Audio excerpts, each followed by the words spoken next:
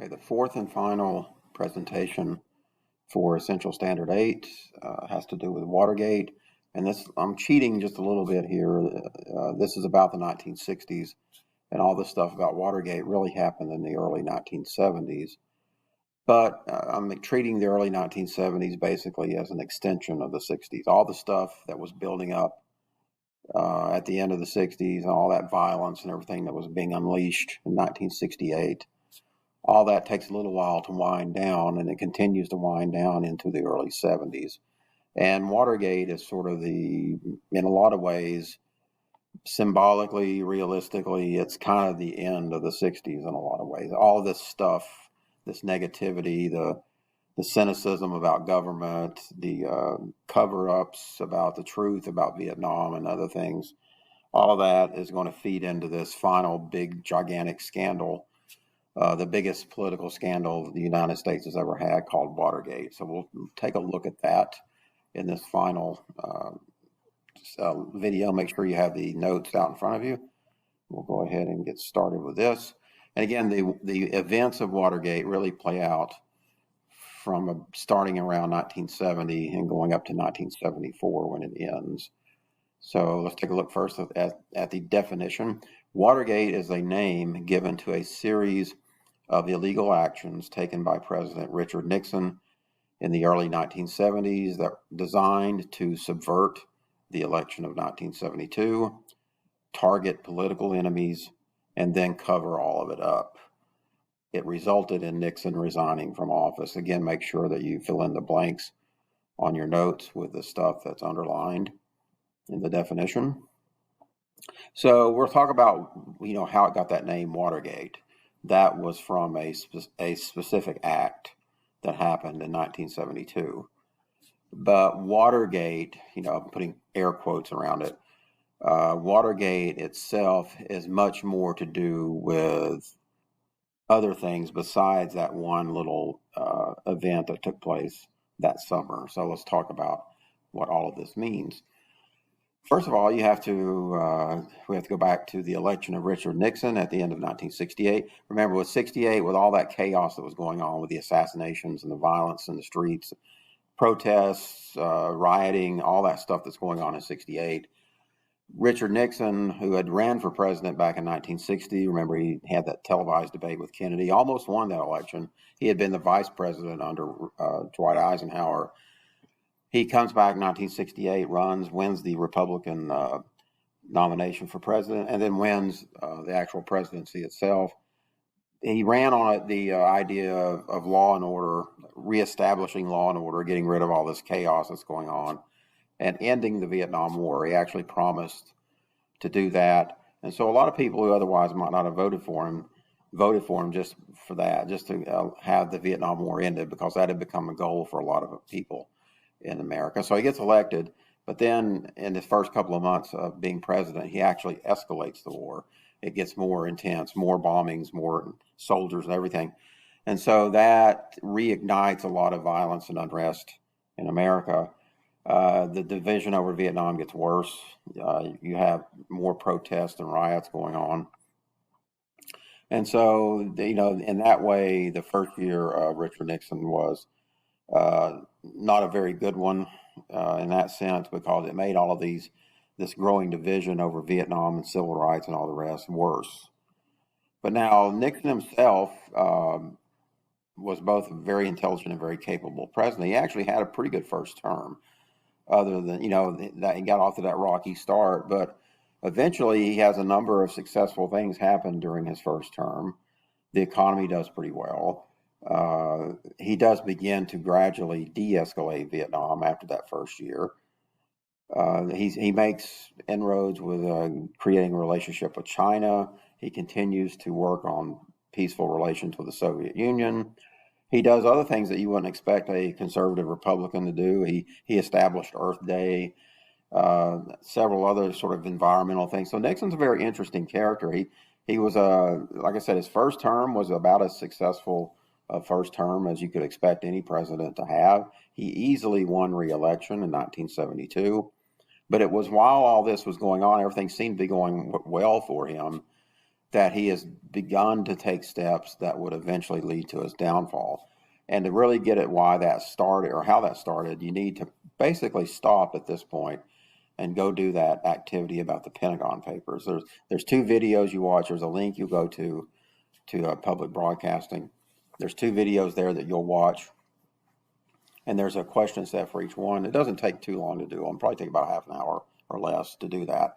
But really, you kind of need to be able to go through that and know what happened there to understand what happens with Nixon and Watergate and all the rest. The Pentagon Papers were these secret documents that were released that basically explained to the country that it had been lied to about Vietnam from the very beginning. And so that really, that was just the icing on the cake as far as a lot of Americans were concerned. They already were very cynical about Vietnam, and the Pentagon Papers proved everything that they had suspected was indeed true.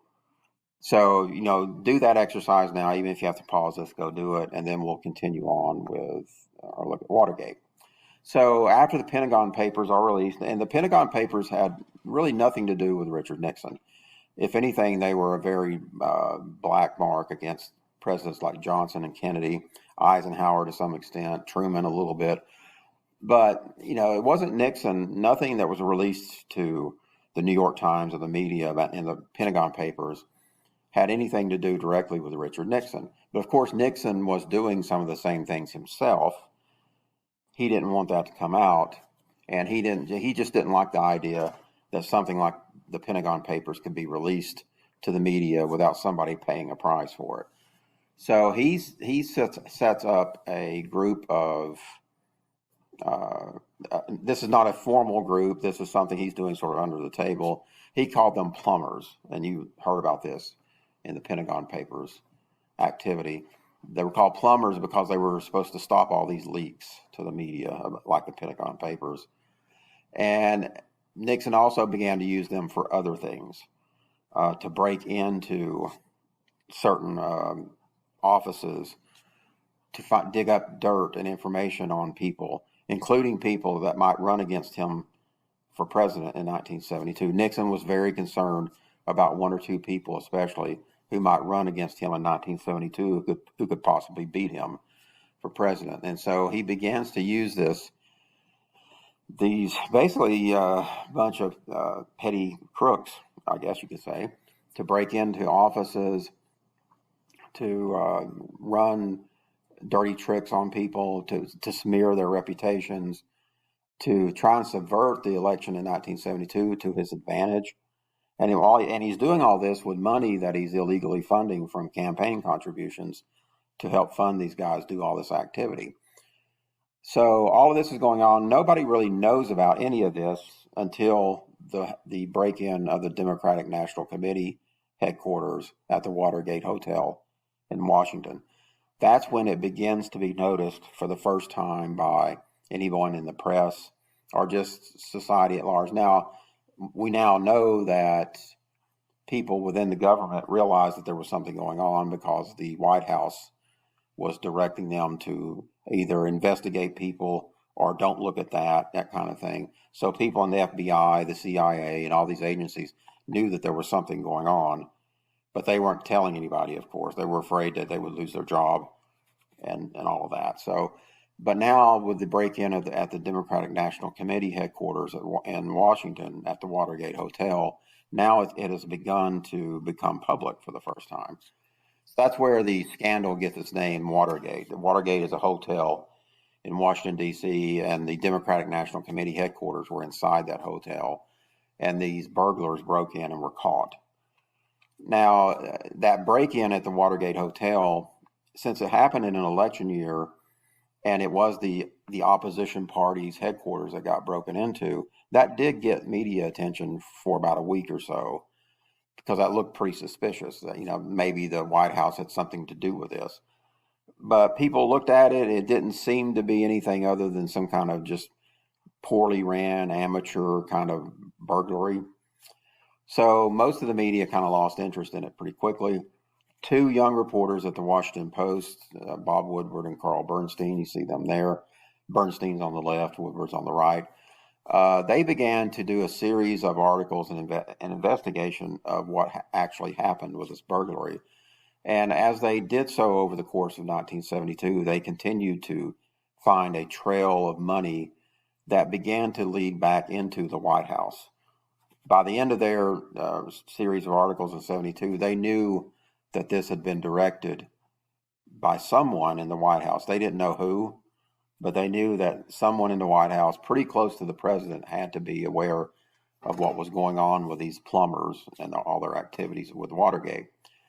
But again, nobody was really paying much attention to that. Nixon easily won re-election that year. The story seemed to be fading out by the end of 1972. And then in early 1973, the whole Watergate thing blew up in a big way because one of the burglars that had been convicted of breaking into the Democratic National Committee headquarters wrote a letter to the judge who oversaw the trial, in which he confessed that he and all the other plumbers had actually been directed by the White House to do that activity and more. And so suddenly this became this huge scandal. The Senate began to investigate what was going on with Watergate and all this other alleged stuff that the White House was doing. Over the course of 1973, this becomes something that's on TV all the time. It becomes one of the most watched television events in history. And during these hearings, you get one person after another who worked for Nixon going on in front of the Senate and basically confessing that, yeah, they had done this or somebody had done that, and then we had tried to cover all of it up. One of these people who gave testimony that really brought a lot of light to this was the White House lawyer or counsel, John Dean. I'll play a little bit of this here while you're listening. Take notes. The fact that I was involved in obstruction of justice, the fact that I assisted another in perjured testimony, the fact that I made personal use of funds that were in my custody. It's far easier to talk about these things myself than to talk about what others did.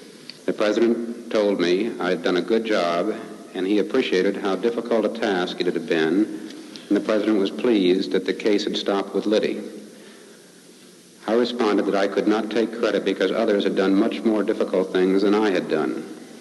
As the President discussed the present status of the situation, I told him that all I've been able to do was to contain the case and assist in keeping it out of the White House.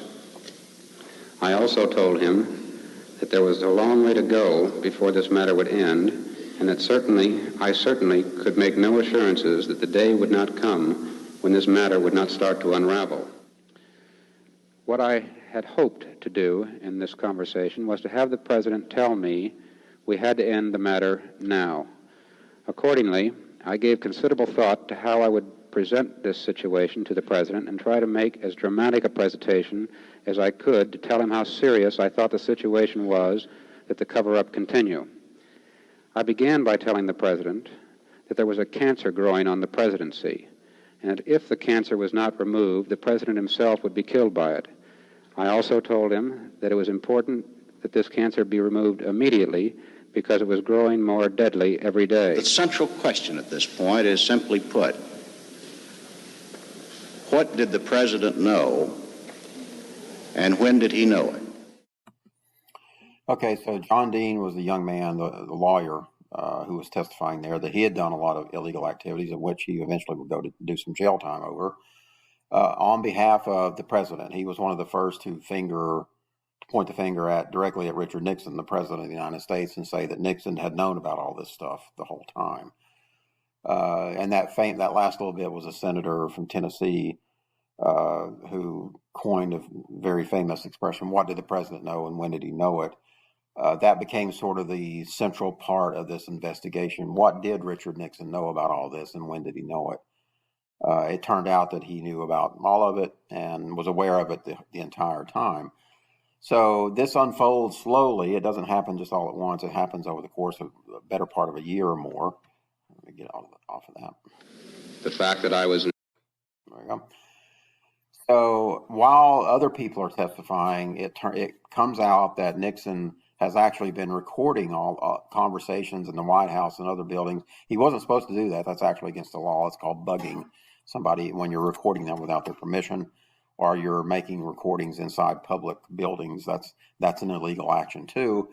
But what really interested the Congress even more than that was that if he's recording all this stuff, then he's probably got evidence of all these conversations of him talking to other people about Watergate and about all these other activities. Even more serious than the Watergate matter, it came out that Nixon basically was undermining the Democratic candidates who might run against him until he got the one that he wanted to run against. That was a man by the name of George McGovern. Nixon knew that McGovern would be the weakest of the candidates to run against him. He used the power of government to undermine all the other candidates until McGovern became the Democratic nominee.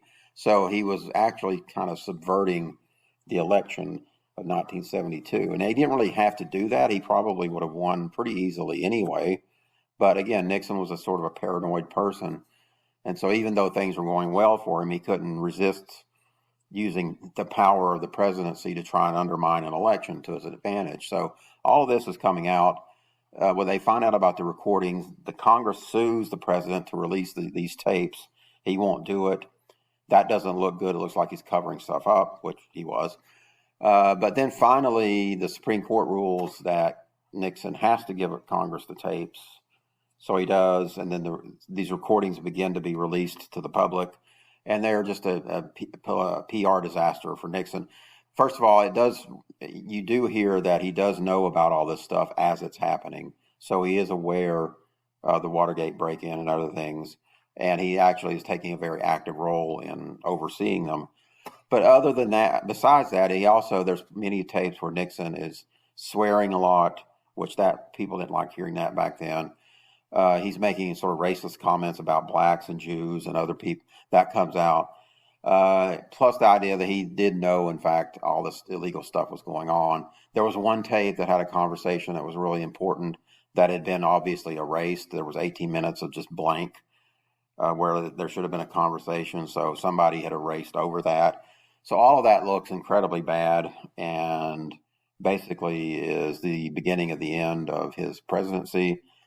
So over the course of the next few months, and by the way, also while all this is going on, the vice president, Spiro Agnew, has his own scandal erupt where it comes out that he had been part of some bribery and racketeering kind of scandal back when he was governor of Maryland. He was actually receiving cash payments from people as part of this little racket that he had run while he was governor of Maryland. He was continuing to run while he was vice president. There were literally people showing up at the vice president's office, handing him bags of money from this little bribery scandal that he had going on back in Maryland. So that came out, and he had to resign even before Nixon resigned. So there was at one point where it looked like both of them might have to resign, and the Speaker of the House was trying to brush up on how to be the acting president of the United States, and all this stuff's going on. So eventually, Nixon hangs on until August of 1974, and then he finally is forced to resign or else be impeached and removed. So he does that, and that kind of ends the Watergate scandal there. Nixon is the only president to ever have to resign the presidency. So now we're up to 1974, and so let's review now everything. There's been a lot going on in the 60s that we talked about. First, let's start with the civil rights movement. Basically, when Martin Luther King was shot and killed in 1968, that was sort of the symbolic ending of the civil rights movement. And the movement had been fairly successful. It had achieved most of its goals by then. It got public education integrated, transportation and public facilities were integrated. They got rid of all the old Jim Crow laws. They got rid of all the discriminatory voting laws. Black people could freely vote now. So they had been successful in many ways. They had also tried to do things involving the legal system, police brutality, that sort of thing. That never really got off the ground much. And we've seen that even now in our day with things like the George Floyd protests and all, that there's still that problem of unfair treatment in certain areas like the judicial system and policing and that sort of thing. But for the most part, the civil rights movement in the 60s achieved most of its goals. Let's look at this chart one more time. We've looked at it several times. This will be the last time. We talked about how slavery started our racial dynamic here in the U.S., and that lasted for 250 years. Then we went to the Jim Crow legalized racism that lasted another 100 years until the civil rights movement ended that. Even after the civil rights movement has ended that, America was still effectively segregated in a lot of ways. In some ways, it still is. This has happened over the course of my life, what's called de facto racism. And what that means is, you could call it de facto segregation if you like. That in a lot of ways, black and white Americans still sort of go their own way about any number of things, especially things like church. And, you still tend to have white churches and black churches and that sort of thing. But so we've had 300 years or more of social norms built on things like slavery and segregation. And so we probably shouldn't expect all of that to just evaporate overnight. But it has been slowly getting better over the course of my life, because, again, I can tell you, just as someone who was a kid in the 70s and who has grown up until today, I was in the military, I've been a teacher, just living in America during all that time, that in many ways, this de facto racism or de facto segregation has slowly gotten better. We're not as segregated now as we once were back when I was a kid. So that in many ways has gotten better. It's diminished over time. The conversation that we're having now about race has to do with what some people call institutionalized racism. And that's the idea of that is how much of this past that we see on the screen about slavery and Jim Crow and all that, how much of that past is still embedded within social institutions like the criminal justice system, the way we police communities, housing, and those sorts of things. It still seems like there is racism kind of embedded inside of our culture, where even though people aren't consciously trying to be racist necessarily, we're still getting sort of race-based outcomes on a lot of things. If you look at crime statistics, for example, and you take into account all these other factors besides race, we're left with the data that a black man is more likely to be convicted of the same crime as a white man who's accused of the same thing. That even if both are convicted, the black man gets a longer sentence in prison than the white man does on average. So we still come up with this data that indicates there's still racism kind of embedded into our social institutions like that. Black parents often have to have conversations with their kids about what they do if they get pulled over by police because they're worried that the police might kill them or shoot them. And, that's something that a comparable white family doesn't really have to have that conversation with their kids. And there's plenty of data out there that shows that black Americans do have violent outcomes with police shooting them or whatever at a much higher rate than do white Americans. And so, we're left with these kinds of things now in our culture. And, slavery was around for 250 years. It may take, I hope not, but it may take that long to sort of gradually erase and get rid of all these problems that trace all the way back to that time. So we're still dealing with it. It has gotten better, but there are obviously still issues out there that we need to confront as a people, and all of you, as you live your adult lives, will have to deal with. Now, as far as the youth movement goes, that pretty much ended in around 1969, 1970. You remember the Woodstock concert was a big success. But later on, they tried a similar concert in Altamont, California, that turned into a disaster. There was lots of violence there. Several people died. One person was murdered right in front of the stage while the Rolling Stones were playing. In fact, it was caught on camera. It was part of a documentary about this concert. And many people see that concert at Altamont as being sort of the symbolic end of the youth movement. Especially in early 1970, you had the incident Kent State, the picture that you see on the right. You've probably seen that before, where National Guardsmen shot and killed students. Some of them were at a protest. Some of them just happened to be walking by. A similar thing happened at Jackson State a few weeks later. So these incidents kind of, the division and all the violence and hatred about Vietnam kind of ends the youth movement. the hippie movement and all that kind of goes away by the end of, or by the early 1970s. And then finally, Vietnam, which had been the central event of this time period that caused so much of the friction and violence. Nixon begins winding it down.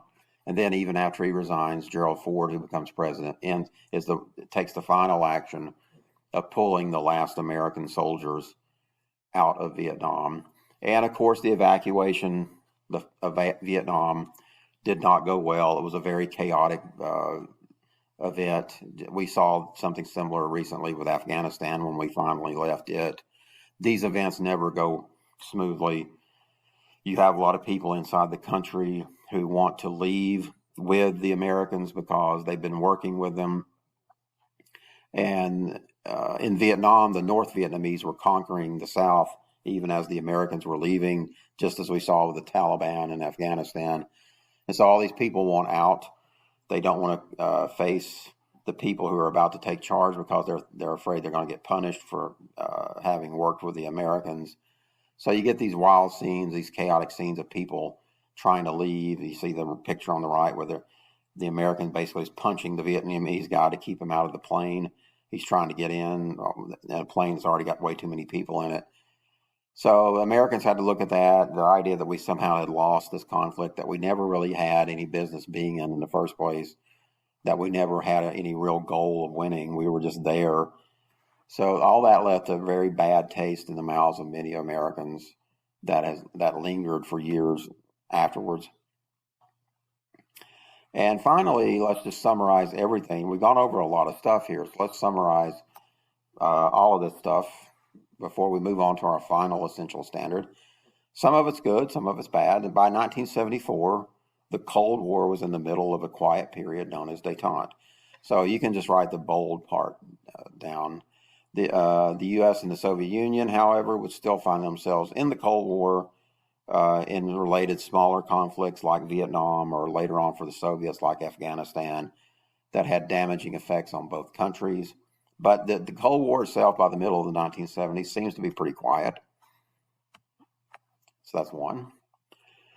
The youth movement of the 60s had fallen apart under all that violence at Altamont and on the campuses across the country, as well as the Vietnam War finally winding down. That kind of deflated the youth movement, and it pretty much had ended by the early 1970s. The American public had become much more cynical about the government, and that's an attitude that we still have today. Gone was the idealism of the early 60s, and it's replaced with this notion that now everybody thinks that everybody lies, that there's all these cover-ups, all these conspiracies, blah, blah, blah. Most of it's ridiculous. Most of these conspiracy theories you hear are just nonsense. But the assumption now by most people in the American public is that everybody in power is lying. And a lot of that can be traced back to what happened in the 60s, especially Vietnam, and Watergate, and those kinds of things. And then finally, America's culture had entered a new phase in its racial history. We talked about that, de facto segregation, and now the idea of institutionalized racism. We're more integrated than ever before, which is good, but we still have problems out there. We still see the marches sometimes, and we still see the killings sometimes that don't need to happen.